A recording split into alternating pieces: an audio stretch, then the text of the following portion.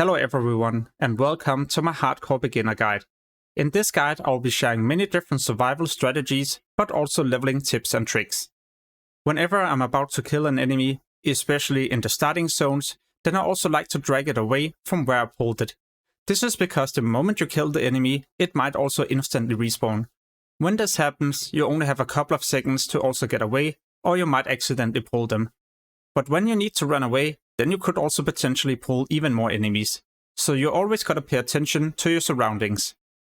Whenever you have to be away from the computer for either a long or a short duration, then I would highly recommend you to log out.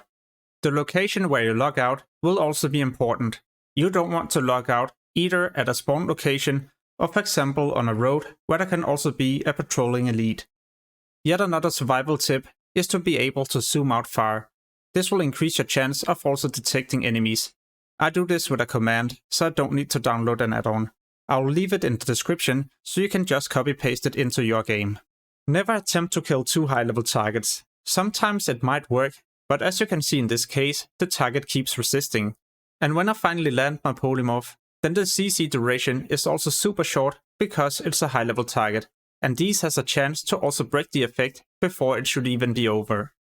What's way better to do is just to do a lower level quest. If you struggle to get quest at your level, then it's probably because you have to swap to another zone.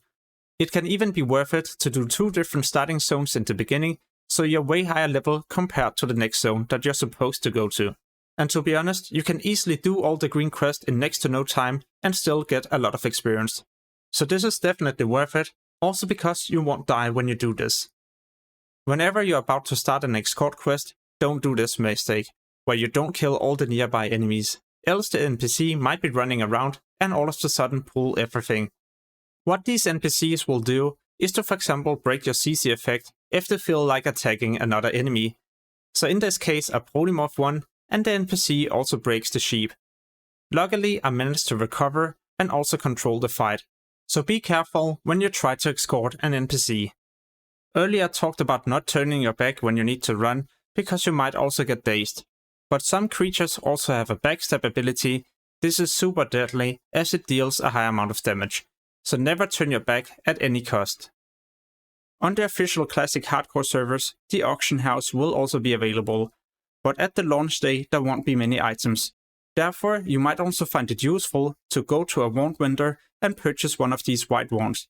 You can find these vendors in Stormwind City, Ironforge, Undercity and Orgrimmar. Talking about economy and add-ons, then I would also highly recommend you the add-on vendor price. When you do a quest and if you can choose a reward, then you can also now see what will vendor for the most. This can be quite useful if you start to lack gold and you don't really need the rewards. As a melee character, you can use different objects to also wait for your swing timer. By doing something like this, you will also prevent a lot of damage. So you only go back into the fight whenever your auto swing or ability is ready, and then you continue to kite. Doing something like this will eventually also save you a lot of time, because you don't have to bandage or, for example, eat after every single fight. But then again, it is kind of min-maxing, but just a useful trick, especially if you're fighting a more difficult target. Talking about kiting and being a melee DPS, I would highly recommend you to also have a macro where you quickly can swap in between your one-hand weapon and shield and your two-hand weapon. So whenever you get to low health and you just want to get away, then it's better to have a one-hand weapon and a shield equipped. This allows you to block and also increase your armor, so you take even less damage.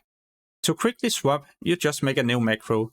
In the first line it will say /equip, and then you put in the name of your one-hand weapon, and in the second line the name of your shield. The next trick you will not be able to use at the launch. This requires a level 40 mage. But at level 40 the mage can create a portal, and this portal can be used in combat. So if you're about to attempt a difficult boss, for example in a dungeon or a raid, and everything goes wrong, then you can always leave through the portal. In some cases it can be difficult to kill one specific target if there's a lot of other nearby creatures, but there's an easy way to fix this. If you start with an AoE ability, then these creatures will not be linked together. This allows you to cast a fire blast and kite away, and at some point all the other enemies will start to evade. This trick can be so useful when you need to kill one specific enemy. but remember, it only works when you do an AoE ability. Because when there's many monsters and you pull one of them with a single target spell, then they will also be linked together. So whenever you now attack one of them, then the reset, or well, the evade time will also reset for all of them. So you will either have to be able to kite around and kill the enemy at the same time and then reset the fight, or just reset the fight immediately. As a shaman, your totem can also be your worst nightmare, especially when you forget about them inside a cave or a dungeon and a patrol accidentally get pulled. This is also the same case with your searing totem that will be aggressive to nearby enemies. So what I usually do when a searing totem is about to shoot is just to spawn another one. Another thing that will also save you a lot of times is going to be this ultimate survival guide for hardcore. It's an add-on that will not only help you level up, but it will also warn you if there's a nearby high level patrol or just an enemy you need to be aware of in the area. On your map and minimap there will also be displayed different numbers. These indicates where you'll need to hit next. And there will also be a cool action bar, or well, an additional feature that you can click on to easily target what you either need to interact with or kill. You can test out this add-on by using the link below this video. It will work all the way up to 21, so you can also get a feeling if it's going to help you or not. Then if you like the add-on, you can of course purchase the full version that will work all the way up to max level, and at any given time you can swap between the different zones just to make sure you're leveling slowly but also without having a high chance of dying. As you're about to go into Dead Mines, probably also your first dungeon as an Alliance player, then there's a trick you can use to also quickly get to the dungeon entrance. This trick will save you time and maybe even your life. The reason for this is because when there's a lot of players at the same location, then it can also cause monsters to hyperspawn. So as you're running to the entrance, you might accidentally all of a sudden also get a lot of elites pulled to your group. If this happens, then it could also cause your group to end up dying. So what will be better is to find this object, jump on top of it, and as you're at the top, you press log out and jump at the same time. This will cause you to be lifted a bit over the ground, and when you log out and log back in, then you'll now also be teleported to the entrance of the dungeon. This trick can be used at many different locations in the open world. Also as you're running to Wailing Caverns. You can find a mushroom, jump on top of it, log out and jump at the same time, and yeah, when you do this trick, you will be teleported to the dungeon entrance. One mechanic that probably kills the most hardcore players is Dazed. This is where you turn your back against the targets you're fighting, and when you do this to for example run away, then you might also get dazed. When you're dazed, your movement speed is also slowed by 50% for 4 seconds, and this can continue to be applied.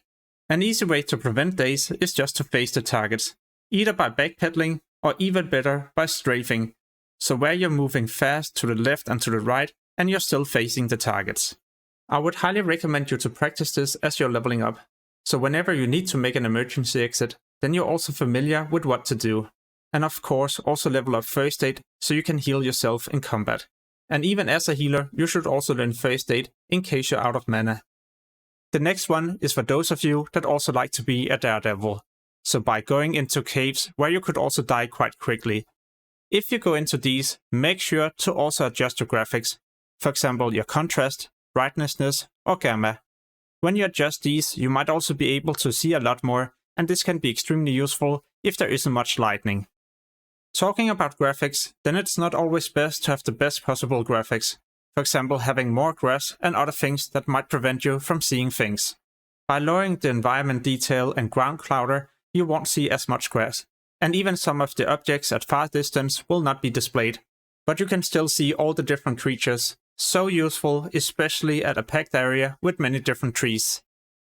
Another big mistake is not to subscribe to the channel, because soon I'll publish a lot more hardcore guides.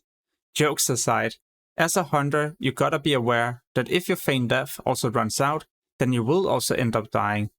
So when you use the spell, you don't want to go AFK for 6 minutes, you gotta make sure you cancel it in time. Unless you would of course like to start a new fresh journey as a level 1 character. But yeah, this is also what I had for you today.